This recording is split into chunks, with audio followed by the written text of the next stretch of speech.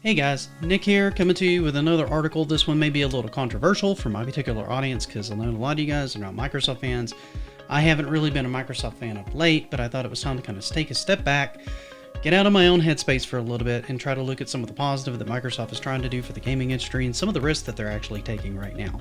And the main one that they're taking is Game Pass, particularly Ultimate Game Pass. This is kind of a risky move for them, in all honesty. Right now, they are not making a lot of money on this service, and they are offering you a lot of value for your dollar in this. So, let's go ahead and dive in and take a look. As you kind of peruse through the library here a little bit, here and there, you'll start to see a lot of old classic games. You'll see some Perfect Dark, you'll see some Cameo, you'll see a lot of interesting indie games. You'll see Overcooked 2, you'll see The Messenger. You'll see preloads for almost every single game, actually every single game on the Xbox Showcase will show up at one point or another on this service. That's going to be offered completely as part of the service. You won't have to pay a dime for those if you have this service. On top of that, you have a ton of AAA games.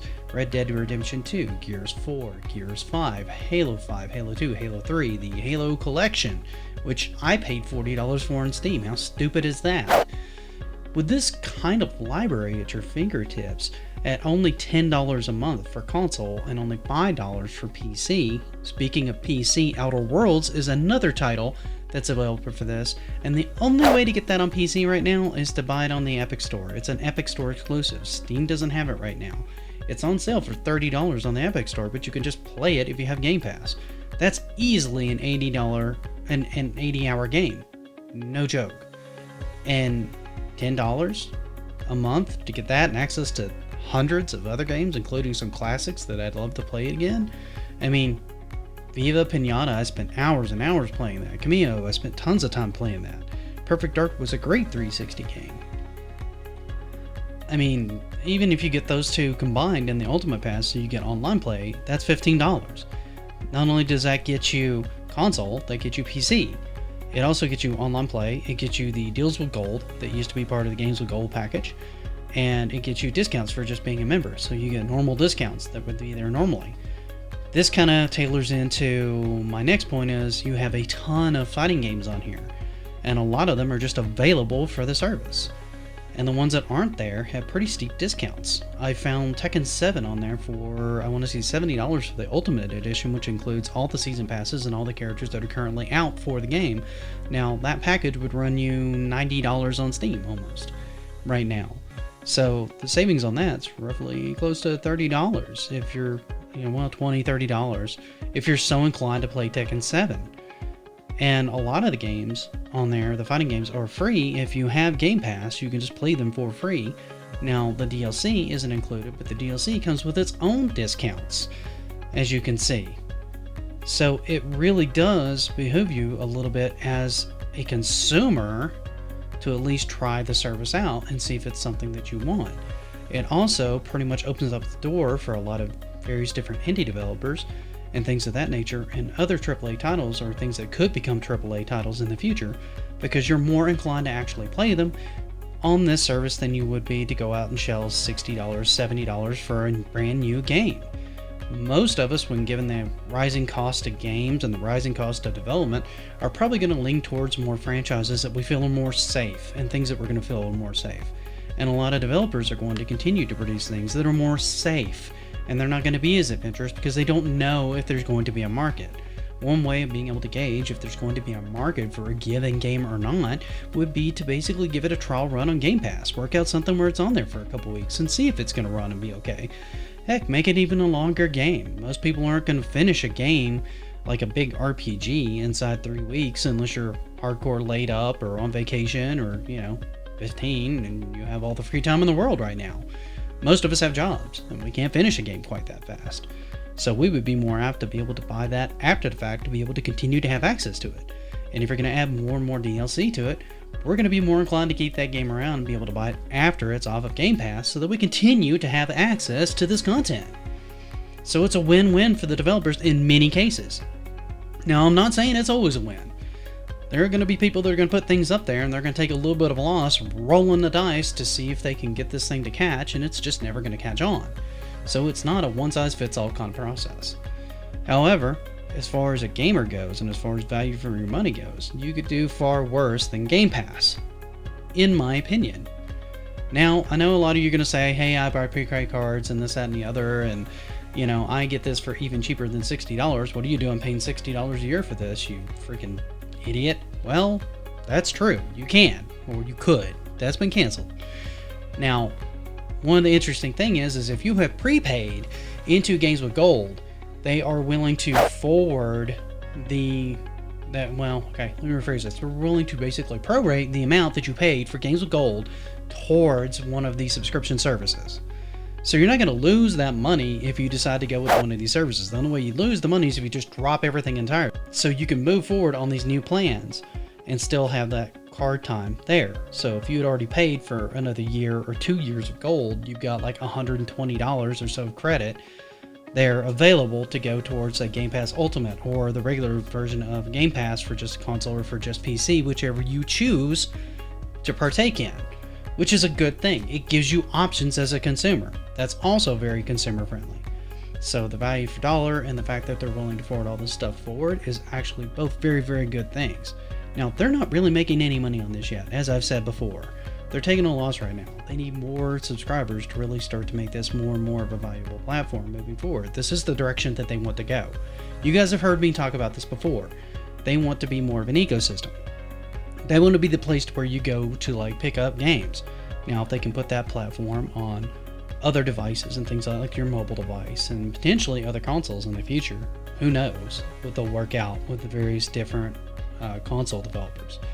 Then you could have access to Xbox games pretty much on anything that you have, which could also be a very, very interesting prospect, in my opinion. Now, if this isn't enough to get you to at least try it, then I don't really know what to tell you. I mean, I can't sit here and tell you that this is not consumer friendly, because it is. It's very, very consumer friendly right now. So of all the things that I've said and all the things that I've bitched about Microsoft, this is one of the positives that I can kind of get them. Now, I know some of you guys are still not going to like this and you're still not going to believe me, and I may have a mass exodus out of my channel. That's entirely possible. But all I can say is I know this isn't perfect. I know they're taking a loss. 2, it's kind of a slippery slope. Because we had one slippery slope when we started going more digital content and having online connectivity. And the fact that you now have to be connected online to be able to play things a lot of times in single player. Digital content isn't really your content. You're more or less leasing hard drive space for you to be able to play the game. You don't really own the game. You can argue you do, but you really don't. If you were to happen to delete a game that's no longer available on a particular service and try to re-download it, you wouldn't be able to download it. PT is a perfect example of that. It was a free demo download on like the PlayStation 3, and now consoles that have that on there go for like $900. So this, like many other pivotal moments that we've had in gaming so far, as young as the industry really is when you think about it, is kind of another one of those precipices that we're looking at and trying to decide whether or not this is a route we want to go or not. I think it's a very viable route, and I think it's a route that eventually things are going to take. I think it's a route that developers want to take. I think it's a route that game console makers want to make. I think especially cloud gaming is one that they want to make, and that makes things easier for them in a lot of ways, and also allows them more control over the games themselves, and the developers more control over the games themselves. They don't have to worry as much about piracy and things like that when things are more cloud focused. But going back to just Game Pass, it's a good way for you to get your feet wet with any given game and not necessarily need a demo. You just have access to the full game, and to be able to play it and try it and see if you like it and potentially just beat it and never have to pay another dime for that game again, unless it has some content at the end game that you want to continue to play.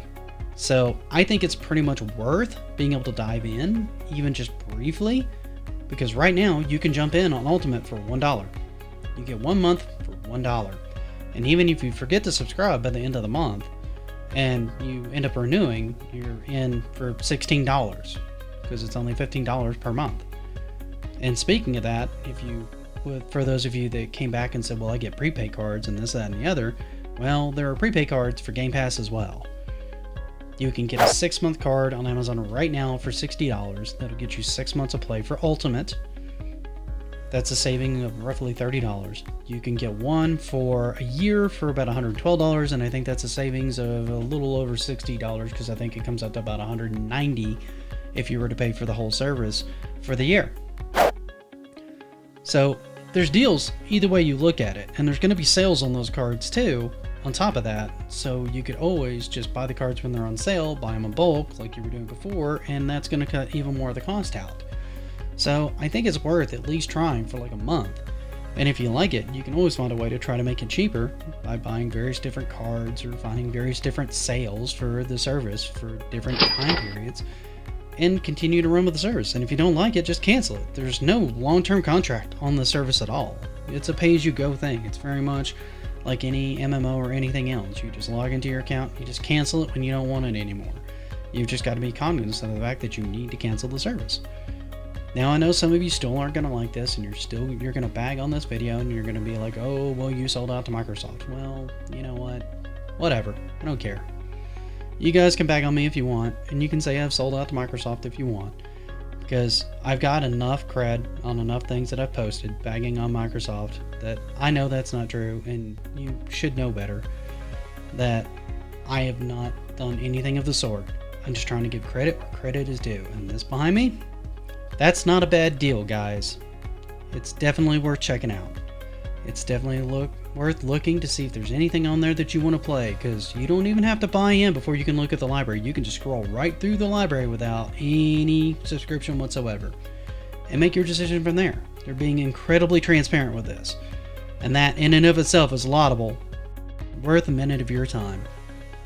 If you can't see that, or you don't want to see that, that's up to you. It's up to you to spend your money how you feel it's worth. This is cheap. This gets you value for your dollar. If you don't want it, you don't want it. Go out and pay $60, $70, wait for them to go on sale digitally or physically and buy them that way. Just be aware, you don't own it any more that way than you do this way. Guaranteed. But until next time, guys, I'm going to drop out.